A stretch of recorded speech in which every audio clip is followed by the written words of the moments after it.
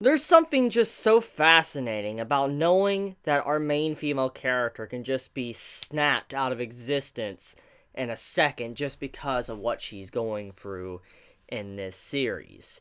So, episode 2 of Bunny Senpai has come out today, and this is easily one of my favorite shows of all of anime 2018. Now, I know that this show obviously is not going to hit the right notes for everybody, and I talked about it kind of in length in my last, video on this series, my first impressions, but after seeing this second episode, I can definitely say that this is going to be a very enjoyable ride. I really like just the witty dialogue with the characters. I mean, that's what this entire episode was about. It was Mai and Sakuta interacting together, going around, just seeing if anyone can remember her, and her having this constant sense of dread, or us as the audience having this constant, sense of dread while the episode progressed. And it was a great way to just really tell a story. And the witty dialogue between the characters was definitely something that shined throughout the episode. And it was kind of like they were trying to keep their mind off of what was really going on around Mai, and how everybody is slowly forgetting about her. So we get right into that.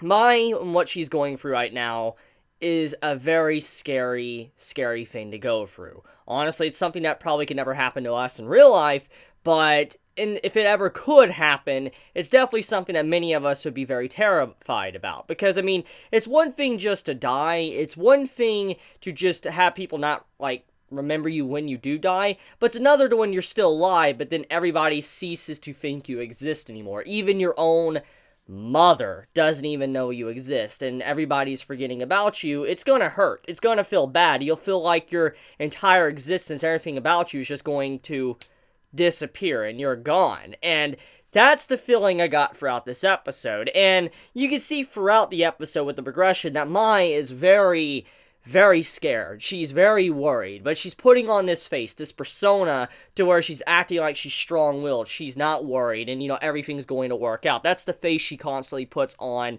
throughout the episode. And she does show this vulnerability when she's laying in the same bed with Sakuta towards the end of the episode. She kind of breaks down this, a strong persona that she's been showcasing since the first episode, and she kind of opens up a little bit. It's like, if I was to sit and cry and tell you that, I was worried about disappearing, what would you do? And he's like, oh, I would hug you from behind, and, I would whisper to you and say, everything's going to be okay. But she's like, I guess I don't need to do that. I need to try to, get back into showbiz. And it was a very adorable moment, but it was very obvious what she was saying there is that that's how she truly is feeling. She's feeling like she is about to disappear and nobody's going to remember her. And you see when she starts asking questions towards Sakuta on the train, she's like, what if you forget about me? What are you gonna do? And he's like, I will never forget. I will never forget. That is absolute. And that's what he's saying.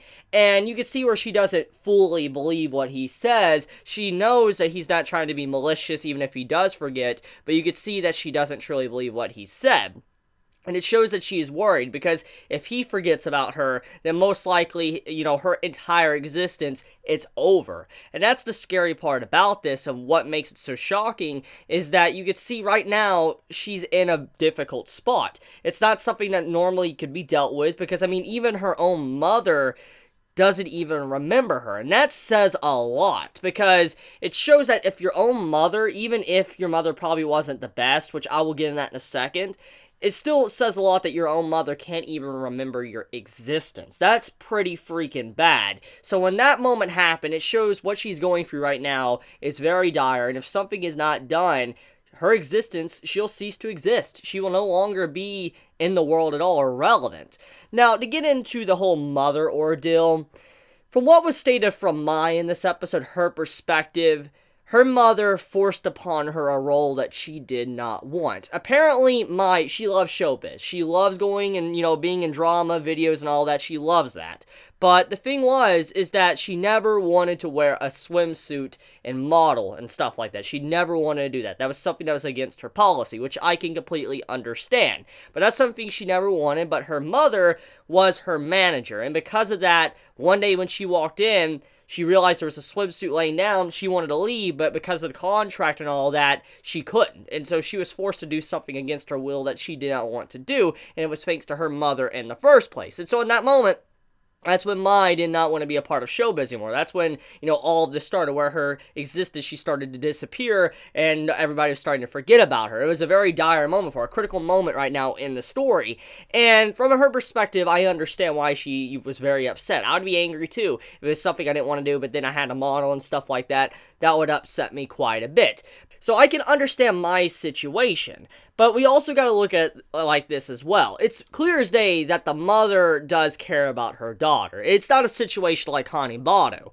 And because the mother does show some concern in the episode when she runs down to the beach and she starts talking to, Sakuda. And she's like, why'd you call me down here and all that? I know I had a text message and it was very important. And I was really worried. I put a lot of, time into this, trying to get down, make, room to get down here to the beach and have this meeting, which in turn she was actually doing it to be able to meet with her daughter in the first place. So it does show that she does care about her daughter. She's willing to put time aside from being a manager, a part of her agency, and all of that to try to talk with her daughter. She probably hasn't had a proper conversation with her daughter in a very long time. Maybe even before her daughter Mai decided to leave showbiz, they probably just haven't talked, because their relationship as mother and daughter most likely was very strained. If you think about the situation, the mother was the manager of an agency, a manager of her daughter, while, the daughter was just someone that was like an actor or something. So the relationship between mother and daughter obviously is going to get a little bit wonky, because in some ways she's kind of like the boss, and that will definitely strain a lot and cause arguments and stuff and unnecessary drama and stress. So most likely the mother and daughter weren't really on good terms with each other even before that event with the bathing suit even happened. But getting back on topic though, the mother obviously cares about her daughter. Even though she forgot, it's sad, she does care about her daughter because of her interactions with Sakuta in that moment. But I do feel bad for Mai, because if her own mother can forget her like that, that does mean that there's no stopping this. If something really is not handled, they don't get to the bottom of why this is happening, then she will cease to exist. It's only a matter of time until it actually happens, which leads into the school situation. Apparently, when it comes to everywhere else in the world, nobody remembers Mai at all. But if she's at school, or if, anyone talks to about Mai at the school, everybody remembers her. So the only people that remember Mai is the people that, is at the school that Mai goes to, which is a big question I have. So why is that? Why can only the school remember her? There's quite a few things I'm trying to think about why this actually could be, and one that comes to mind is most likely she felt free at school, or she felt like she was someone different. She felt like, she wasn't as restricted maybe. I don't really know. But she does state while laying in the bed with Sakuta at the end that, she finally is happy going to school. Being able to hang out with him and all that, chill, it's actually making it to where, she actually could look forward to going to school. So it does seem like she didn't care about school, but now she is, which that's kind of weird. So I'm kind of curious on why the school remembers her, but, everywhere else, nobody does. That still needs to be answered. But the point here is that my situation is complicated, and I really don't know how it's going to be settled. I'm actually kind of concerned that before everything is said and done, that maybe Sakuta is going to forget about her, because I definitely sense something like that happening. Let me explain. You see, they both laid down in the same bed, okay, in this episode, towards the end, and then we got the ending song. I feel like when the next episode comes out next week around Wednesday, it's going to open up, the main male character is going to wake up out of bed and all that, and then he's going to look over and no one's going to be there, and he's not going to even remember Mai. We as the audience, we know who Mai is, but he's going to walk around not even remembering who she is. I feel like something like that is going to happen when the next episode starts, because there was some form of foreshadowing that kind of happened within this episode towards what happens to Mai. Sakuta does talk about an encounter he had a long time ago with this girl. I think her name was Shoko or whatever. She was a girl that helped him through his situation where, he had this issue where he got scratches out of nowhere. His sister got scratches and cuts all over her, and, it wasn't explained. It's like supernatural.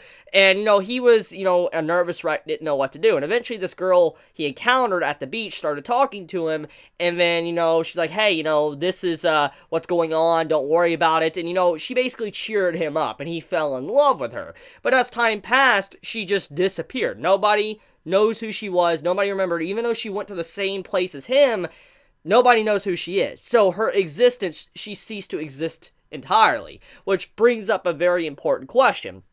So what she went through is very similar to what Mai is going through right now and how she is disappearing. It makes me wonder, maybe, it's something very similar to what's going on with Mai. Maybe that whoever cursed or used, this syndrome that, affected Shoko in the past might be doing it to Mai as well. Maybe if you're very popular or whatever, your existence slowly fades away. Who really knows? But I feel like it's definitely correlated with each other. It's definitely not just been stated in the second episode not to be relevant to what's going on with Mai, because you don't just have a character that apparently disappears and only the MC remembers, while, Mai is also going through the exact same thing. Something like that just does not happen in story writing. So something's happening here, something's correlated, and it does make me wonder what actually happened to that girl. Is she really gone? Did she disappear? I mean, it's clear as day that he still remembers her, the main character, so if she's really is gone, then that does mean that maybe if he's the only one to remember Mai, that's still not going to be able to save her. More people need to be able to remember her than just one single individual.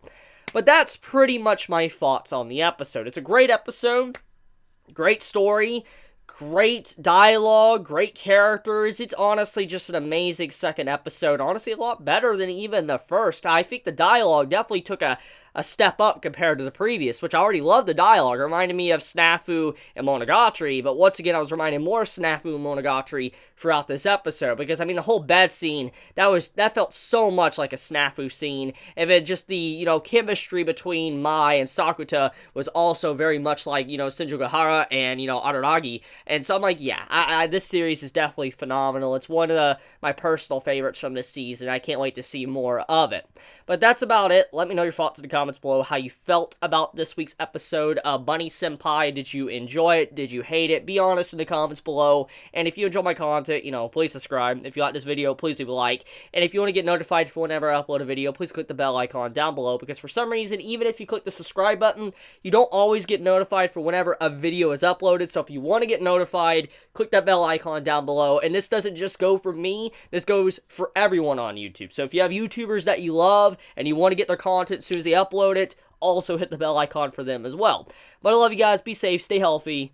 Chibi out.